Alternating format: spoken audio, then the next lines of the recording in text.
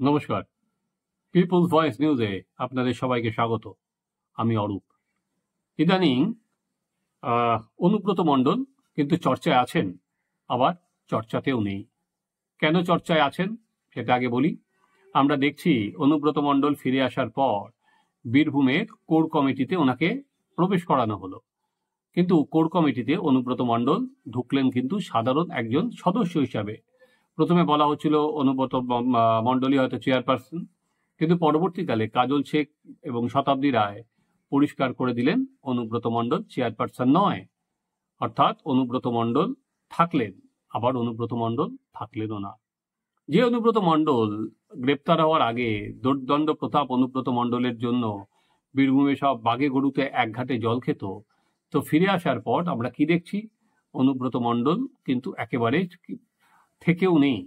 আর কি দল যা বলছে, অভিষেক বন্দ্যোপাধ্যায় যেভাবে ঠিক করে দিচ্ছেন, অনুব্রত মণ্ডলকে নেওয়া হলো, কিন্তু সত্যিই নেওয়া হলো? আজকে বরঞ্চ আমরা এটাই দেখি যে একদা বাঘ এখন কি হয়ে গেল। সে কি সত্যিই বাঘ ছিল? তাকে বাঘ বানানো হয়েছিল, এখন কি সে কাগুজে বাঘ হলো, নাকি সে চুপ করে আছে সঠিক দিনের জন্য? অনুব্রত মণ্ডল যখন জেলে গিয়েছিলেন, তখন হয়তো আপনাদের মনে আছে যে মমতা বন্দ্যোপাধ্যায় বলেছিলেন যে অনুব্রত মণ্ডল যখন ফিরবে তাকে বীরের মতো সম্বর্ধনা দেওয়া হবে। কিন্তু অনুব্রত মণ্ডল ফিরলেন, কিন্তু বীরের সম্বর্ধনা কিন্তু দল তাকে দিল না। ফিরহাদ হাকিম বারবার করে বলেছিলেন যে বাঘ বাঘই থাকবে। এবার বাঘ আবার ফিরে এসেছে, বাঘ নিজের স্বমহিমায় ফিরবে। কিন্তু অনুব্রত কিন্তু আসার পর থেকে আর স্বমহিমায় ফিরলেন না। আসার পর থেকেই আমরা দেখেছি অনুব্রত মণ্ডলের সুর অনেক নরম। উনি বারবার করে সবাইকে নিয়ে চলতে হবে। যে অনুব্রত মণ্ডল আর কি, অনুব্রত মণ্ডলের যেটা সিগনেচার টিউন ছিল, দেখে নেব, মেরে দেব, গুড় বাতাসা, চরাম চরাম শব্দ, সেখানে সেটা কোথায় যেন খুব মৃদু সুরে বাজতে লাগলো। আর কি সিনেমার অমৃশ পুরী যদি রবীন্দ্রসঙ্গীত গান যেরকম হয় মোগম্ব খুশুয়া থেকে, অনুব্রত মণ্ডলের ক্ষেত্রেও ঠিক তাই। যার ওই চরাম চরাম হলেই অনুব্রতর গলা ভেসে আসতো বা কথা মনে পড়তো, সেই অনুব্রত এসে বীরভূম জুড়ে প্রায় রবীন্দ্রসঙ্গীতের তালে আর কি মিলে সুর মেরা তোমারা গান শুরু করে দিয়েছিলেন। ফলে সেই তখন থেকেই যেটা দেখা যাচ্ছিল যে অনুব্রত কিন্তু তালে বাজছেন না। মমতা বন্দ্যোপাধ্যায় তারপর যেটা দেখলাম, আসার পর অনুব্রত মণ্ডল ফোনে কথা হয়েছে কিনা জানি না, হয়তো হয়েছে, কিন্তু অনুব্রত তিহার থেকে আসার পরও মমতা বন্দ্যোপাধ্যায় বা অভিষেক বন্দ্যোপাধ্যায়ের সঙ্গে কিন্তু একবারও দেখা করেননি। উনি কিন্তু তার মতো করেই আছেন এবং খুব একটা উচ্চবাচ্য কিন্তু উনি নেই। যেরকম হাঁক ডাক নেই, রাগ ঢাক নেই। আমরা প্রথমে দেখেছিলাম অনুব্রত মণ্ডলের বাড়ি দেখা করতে গিয়েছিলেন, যখন ফিরে এলেন চন্দ্রনাথ সিনহা, তারপরে ওনাদের বিকাশ অনুব্রত মণ্ডল কিন্তু তাদের বিকাশ চৌধুরী, তাদের সঙ্গে প্রথম দিন দেখা করেননি। কিন্তু তারপরেও যে অনুব্রত মণ্ডল প্রথম দিন যে প্রতাপ দেখিয়েছিলেন, পরে কিন্তু সেই প্রতাপটাও আর দেখা গেল না। অনুব্রত জেলে যাওয়ার পর তৃণমূল কংগ্রেস কিন্তু তাদের মতো করে ভোট করেছে এবং সেই ভোটে কিন্তু 2024 সালে তৃণমূল কংগ্রেস ভালো ফলই করেছে। বীরভূমের দুটো আসনই তারাই জয়লাভ করেছে, এর কোর কমিটি তাদের জয়লাভ করেছে। এটা যদি একদিকে হতে পারে যে যারা কোর কমিটি যারা ভালো রেজাল্ট দিল, তাহলে তাদের কেন সরানো হবে, এটা একটা যুক্তি অতি অবশ্যই হতে পারে। কিন্তু তাহলে অনুব্রত মণ্ডলকে কেন সভাপতি রাখা হচ্ছে?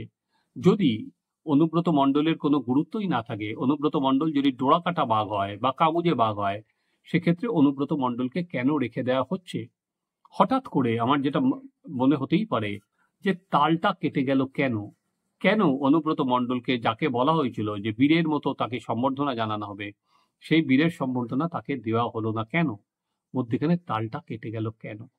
এখানেই আসল জায়গাটা লুকিয়ে আছে। এরকম কি যে অনুব্রত মণ্ডল তিহারে বা যাওয়ার আগে ইডিকে বা সিবিআইকে এমন কোনো তথ্য বা প্রমাণ যেটা দিয়েছেন তাতে দলের বিড়ম্বনা আরো বাড়বে, সেটা জেনে যাওয়ার পরই দল তাকে আরো কোণঠাসা করতে শুরু করলো? সরাসরি সরালো না, কিন্তু তলা থেকে জমিটা কেটে দিচ্ছে, জমি আলগা হয়ে যাচ্ছে, যেখানে অনুব্রত থাকা বা না থাকা দলের কাছে কোনো আর কি আর গুরুত্ব নেই। নাহলে কাজল শেখ পার্টি অফিসে বসেই কি বলতে পারেন যে অনুব্রত মণ্ডল আমরা সবাই মিলেই চালাবো, এবং সেখানে শুধুমাত্র বোলপুর পার্টি অফিস না, ঘুরে ঘুরে প্রতিটা পার্টি অফিসে এরপরে মিটিং হবে। আর কি অনুব্রত থাকা না থাকা এটা দলের কাছে আর কোনো গুরুত্ব নেই। একদা যিনি একা হাতে জেলা চালিয়েছিলেন তিনি কি এটা মেনে নেবেন? নাকি অনুব্রত মণ্ডল সঠিক সময়ের অপেক্ষা করেছেন? রাজনীতিতে সময়টা কিন্তু সবথেকে গুরুত্বপূর্ণ।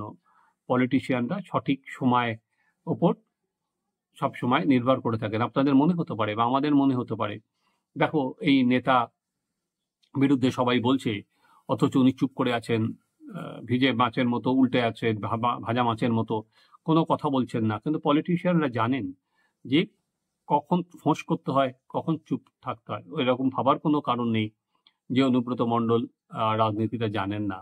কারণ আজকে এই যে হুমকি সংস্কৃতির কথা বলা হয়েছে, আজকে যেটা নিয়ে সব থেকে চর্চা সাংবাদিক মহলে, এর অন্যতম জনক বলা যেতে পারে অনুব্রত মণ্ডলকে। কিভাবে ভোট হয়, কিভাবে ভোট করাতে হয়, ওনার থেকে ভালো কেউ নেই। এবং বীরভূমেও ওনার কিন্তু প্রচুর ফলোয়ার আছেন। তাহলে অনুব্রত কেন চুপ করে আছেন? অনুব্রতকে আলটিমেট আস্তিন থেকে তাস গোটাবেন? নাকি অনুব্রত মণ্ডল এখনো বুঝে উঠতে পারছেন না যে উনি তো জামিনে আছেন, উনি তো ওনার যে অভিযোগ ছিল তার থেকে ছাড়া পাননি, যে উনি সেক্ষেত্রে এখন সেই চিন্তাতেই আছেন যে পরবর্তীকালে কি হতে পারে। কিন্তু এই টানা দোটানায় যেটা হচ্ছে সেটা হচ্ছে রাজনীতিগতভাবে সামনাসামনি যেটা দেখা যাচ্ছে, অনুব্রত মণ্ডলের যে অবস্থান ছিল তার থেকে তিনি কিন্তু অনেকটাই নেমে গেছেন। এবার দেখার যে বাঘ কি সত্যি করে ফোঁস করে, সেই ফোঁসটা হলে কোন দিকে যায়।